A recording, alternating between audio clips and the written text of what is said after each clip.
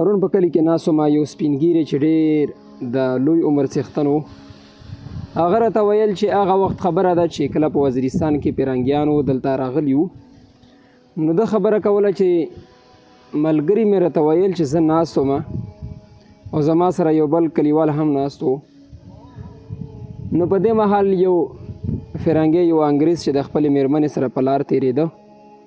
خو هغه انګریز چې کوم په وزیرستان کې ډېر وخت پاتې شوی و، په پښتو پوهېدو. نو د سپین ږیري کاکا راته وایي چې دی وایي چې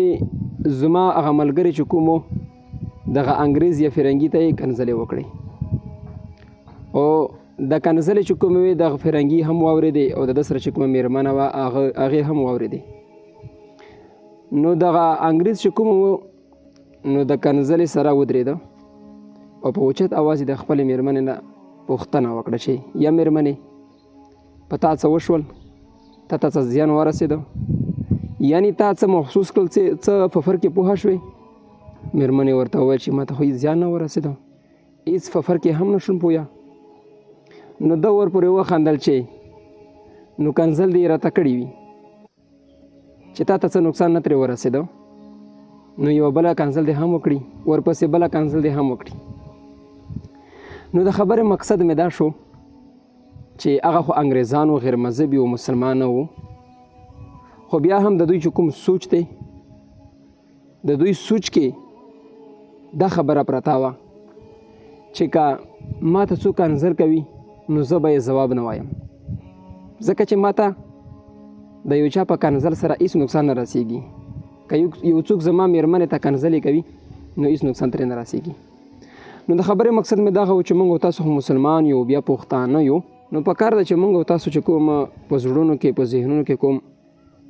جهل پروت دی چې په وړې نه وړې خبرې یو بل ته زیان ور رسوو، تکلیف ور رسوو، د یو بل سره مو دښمنۍ په مخ روانې کړي دي.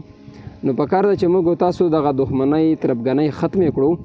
او که موږ ته یو څوک کنځلې وکړي نو موږ به هغوی ته د معافۍ اعلان کوو. نو که په معاشره کې